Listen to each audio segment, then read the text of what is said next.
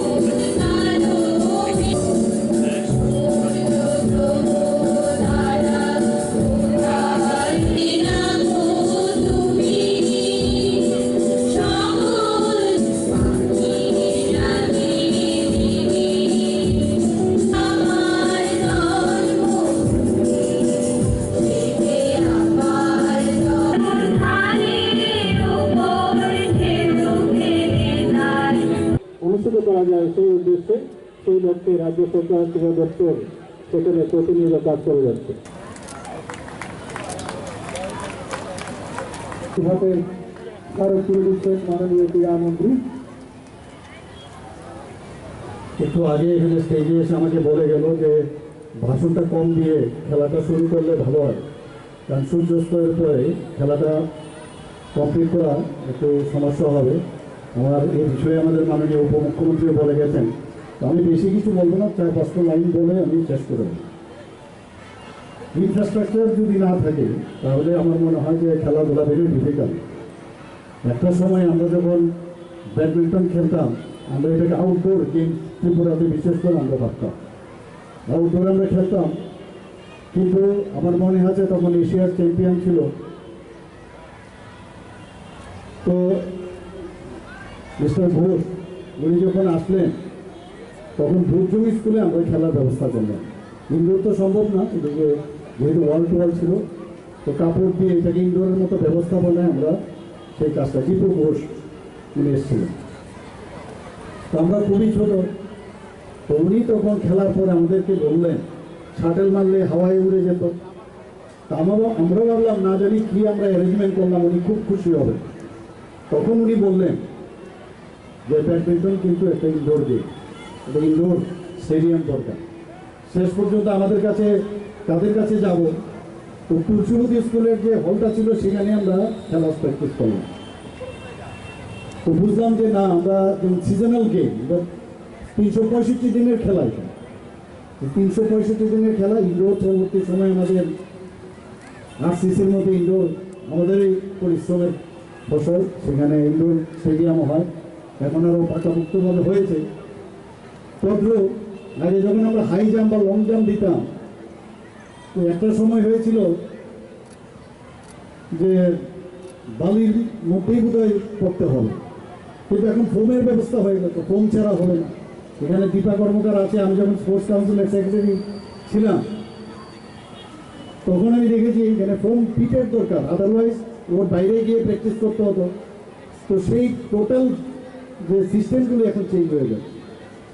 আগে আমরা কৃষকের মধ্যে ঘুমোতাম, পরবর্তী সময় বলো না ডাউনলোপিলের মধ্যে ঘুমোতে হবে।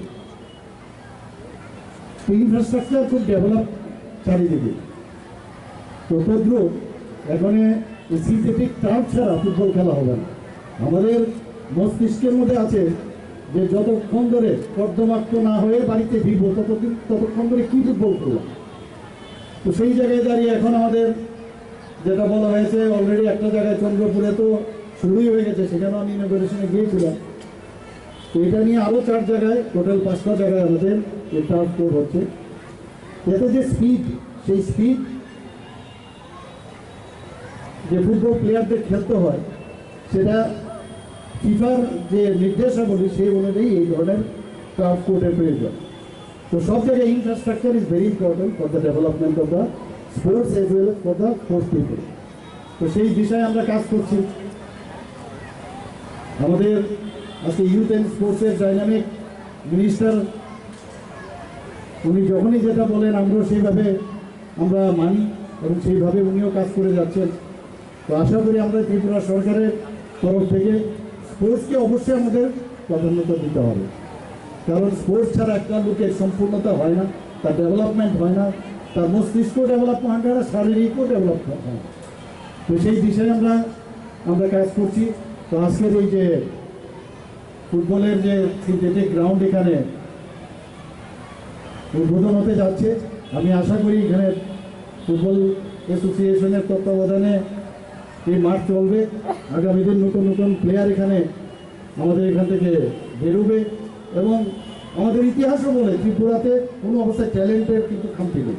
বিভিন্ন সময় আমাদের যারা আন্ডার-17 ও মহিলারা এখানে চ্যাম্পিয়ন হয়েছে স্কুলের, তাছাড়া আমাদের বয়েজরাও বিভিন্ন বিভাগে ন্যাশনালে চ্যাম্পিয়ন হয়েছে।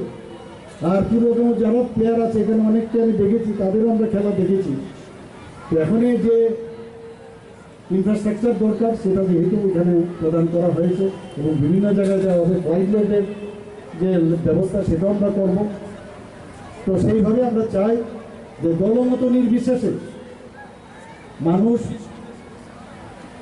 এই খেলায় অংশগ্রহণ করুক এবং আমরা সেইভাবে আমাদের তরফ থেকে আমরা সব জায়গায় আমরা সবাইকে সাহায্য করব। এই 2-4টি কথা বলে আমি আমার বক্তব্য এখানে শেষ করছি।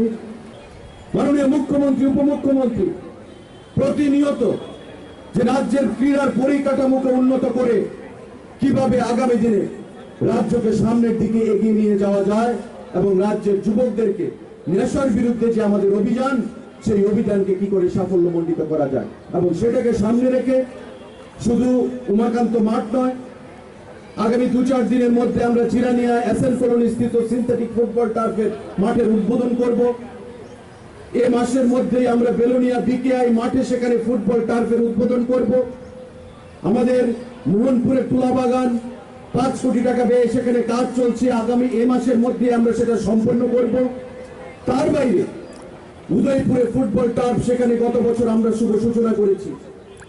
আগামী কিছুদিনের মধ্যেই এ মাসের মধ্যেই খোয়াইতে যে নির্মাণ কাজ চলছে সেই ফুটবল টার্ফের আমরা শুভ শিলান্যাস করব। আগরতলা দশরথদেব স্টেডিয়ামে আমাদের 7 কোটি টাকা ব্যয়ে সিনথেটিক অ্যাস্ট্রো টার্ফের কাজ চলছে অ্যাথলেটিক্সের জন্য। শুধু তাই নয়, পানিসাগরে আগামী 8-10 দিনের মধ্যে আমরা সুইমিং পুলের উদ্বোধন করব, যেখানে প্রায় 6-7 কোটি টাকা খরচ করা হয়েছে। যুব আবাস সেখানে হোস্টেলের সেখানে শিলান্যাস হবে। পানিসাগরে আমাদের সিনথেটিক অ্যাস্ট্রো টার্ফের জন্য, অ্যাথলেটিক্সের জন্য সেখানে আমরা শিলান্যাস করব। খেলো ইন্ডিয়া স্কিমে ভারত সরকার সেই অর্থ আমাদেরকে প্রদান করছে। গত 1 বছরে এই রাজ্যে আমাদের প্রায় 60 কোটি টাকার পরিকাঠামোগত ক্রীড়া ক্ষেত্রে উন্নয়নের কাজ চলছে এবং আগামী দিনে সেই কাজকে আমরা আরো সামনের দিকে এগিয়ে নিয়ে যাব। আমাদের মাননীয় মুখ্যমন্ত্রী, আমাদের উপমুখ্যমন্ত্রী তার জন্য সমস্ত ধরনের সহযোগিতা আমাদের করছেন। বন্ধুরা, আমরা চাই রাজ্য খেলাধুলার জগতে যে এই রাজ্যে বিগত দিনে অনেক প্লেয়ার এই উমাকান্ত মাঠ থেকে বেরিয়ে এসছেন। ত্রিপুরা ফুটবল অ্যাসোসিয়েশন এই উমাকান্ত মাঠের পরিচর্যায় রয়েছে। আমি আহ্বান জানাবো ত্রিপুরা ফুটবল অ্যাসোসিয়েশন মাননীয় সভাপতি, মাননীয় সম্পাদক বা যারা কার্যকর্তারা রয়েছেন, আজ থেকে এই মাঠ পরিচর্যার দায়িত্ব আপনাদের। ক্রীড়া দপ্তরের সঙ্গে কথা বলে আপনারা কিভাবে এই মাঠকে সুন্দর করে রাখবেন, আগামী দিনের ভবিষ্যৎ প্রজন্মের জন্য কি করে আরো সুরক্ষিত রাখবেন, সেই জিনিসটা আজকে থেকে আপনাদের উপর সেখানে আমরা ছেড়ে দিয়েছি।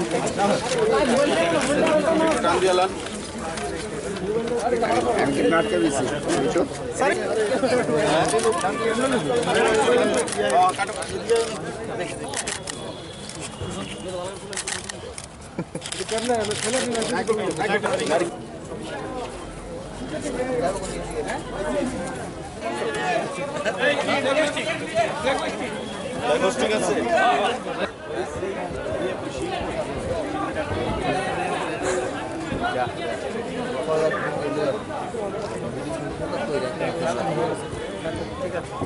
আরে দাদার মুখ না আটু এদিকে স্ট্যান্ডার লেগে মুভে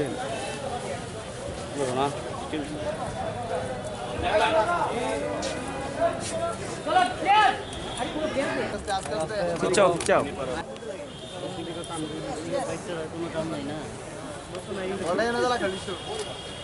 ভাই মোবাইলটা সব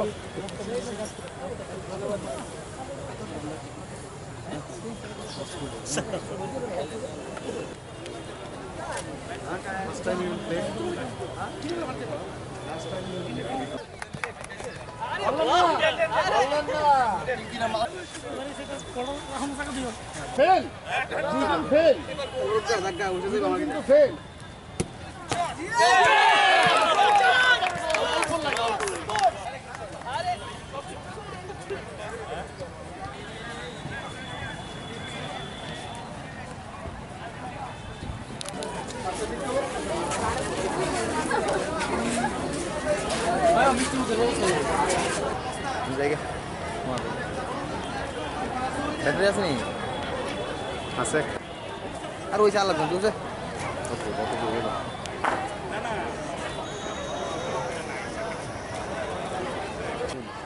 আমার ক্লোজই বলি শোনাইতেছে টাকা ঠিক করলে তারটা ঠিক